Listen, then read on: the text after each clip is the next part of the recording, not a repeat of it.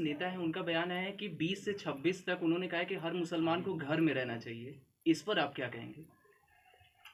देखिए, हमारे देश में इस तरह से लोगों ने डराया है लोगों को। किसी कम्युनिटी को डराया गया, किसी कम्युनिटी से, किन्हीं ग्रुप को डराया गया किसी ग्रुप से। ये तो समय ऐसा चल रहा है कि सभी धर्मों का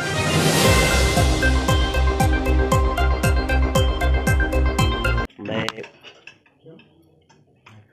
आज सनबीम वरुणा में जो 9th प्लस के जो स्टूडेंट्स हैं उनके साथ हमने आज उस कार्यक्रम के समापन में भाग लिया जो एग्जाम वॉरियर्स कंपटीशन है। और देश के प्रधानमंत्री नरेंद्र मोदी जी, उनका इस पे बहुत फोकस है कि बच्चों को एग्जाम स्ट्रेस नहीं बल्कि उत्सव के रूप में दिया जाए। एग्जाम को जो स्ट्रेस समझेगा, तनाव समझेगा, फिर वो मानसिक रूप से भी बहुत अच्छा करने में प्रॉब्लम आती है और शारीरिक रूप से भी। और सबसे इम्पोर्टेंट है कि जब हम इस समय विकसित देश बनने के तरफ अग्रसर हैं, हमारा लक्ष्य हो चुका है कि हम 2047 तक, जैसा नरेंद्र मोदी जी ने एक सबको आह्वान किया है, और हमारा निश्चय है कि हम बनेंगे 2047 तक हम विकसित देश रहेंगे, तो उसके लिए जिनके ऊपर हमारा सबसे ज़्यादा दारोमदार है, यूथ, आज उनकी छोटी छोटी प्रॉब्लम्स को, इश्यूज़ को हमें देखना है। कई बार हम देखते हैं कि बच्चे एग्ज़ाम के टेंशन में इतने परेशान हो जाते हैं कि कई बार वो गलत गलत डिसीजन भी ले लेते हैं। तो देश के प्रधानमंत्री जी ना सिर्फ गरीबों के घर में अनाज पहुंच जाए फ्री का, गरीब लोगों को इलाज मिल जाए फ्री का, जो लोगों को मिलेट्स मिले, जो स्वस्थ रहें, अच्छी अच्छी सड़कें हों, इसके अलावे जो रियल हमारा फ्यूचर है इंडिया का, यूथ, उसको कैसे हम एग्जाम को उत्सव मनाते हुए विकसित भारत के संकल्प में उसको भागी बनाएं, हम उस कार्यक्रम के लिए यहाँ उपस्थित हैं। और मुझे बहुत अच्छा लगा, बच्चे बहुत रिस्पॉन्सिव थे, और मुझे भी थोड़ा सा बच्चों के साथ जब मिलता हूँ तो हमारा भी टेस्ट होता है कि अभी हमको वो जानते हैं कि नहीं जानते हैं, तो वो भी मुझे बहुत अच्छा लगा है।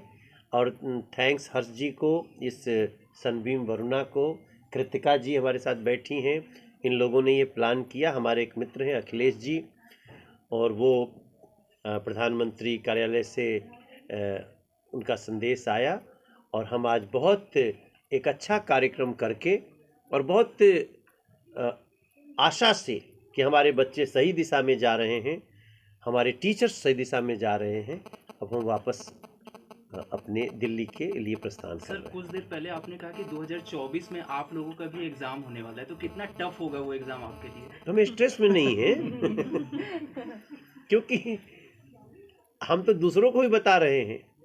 तो स्ट्रेस में तो दूसरे लोग हैं जो भगवान राम की प्राण प्रतिष्ठा में भी नहीं जाना चाहते हैं, तो हम उनको भी बोलते हैं, why are you so stress. Sir, उनका कहना है कि उन्हें इनवाइट ही नहीं किया जा रहा है। क्या बात करते हैं, हम तो चाहते थे कि ना इनवाइट किया जाए, हम व्यक्तिगत मनोज तिवारी, क्योंकि उन लोगों ने तो राम को नष्ट करने के लिए बहुत सारी प्रयास किए, बड़े बड़े वकील रखे, लेकिन उसके बाद भी चूंकि जब हम अगर सत्ता में बैठे हैं और न्यास हमको बुला रहा है, तो न्यास को हम बड़प्पन मानते हैं कि उन्होंने उनको भी बुलाया, सबको बुलाया गया है।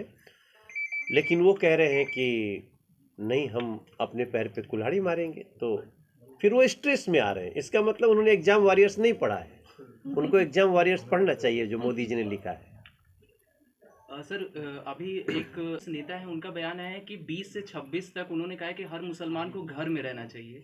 इस पर आप क्या कहेंगे? देखिए, हमारे देश में इस तरह से लोगों ने डराया है लोगों को। किसी कम्युनिटी को डराया गया, किसी कम्युनिटी से, किन्हीं ग्रुप को डराया गया किसी ग्रुप से। ये तो समय ऐसा चल रहा है कि सभी धर्मों का सम्मान, और यही हैं, इसी सिद्धांत में मिलते हैं राम। तो जो लोग इस तरह फिर डराने की कोशिश कर रहे हैं, अब उनका असर नहीं चलने वाला है। तमाम आप देखिए, इकबाल अंसारी जी भी जो केस लड़ रहे थे, वो खुद ही प्रधानमंत्री मोदी जी के आने पे खड़े हैं, क्योंकि माननीय सुप्रीम कोर्ट ने फैसला दिया है we are law abiding person, तो हम उसके साथ खड़े हैं। अब जो डरा रहे हैं, इसका मतलब वो खुद डर रहे हैं। शहरी जन की आवाज नौका ही समाचार, ऐसे तमाम खबरों के लिए बने रहिए हमारे साथ।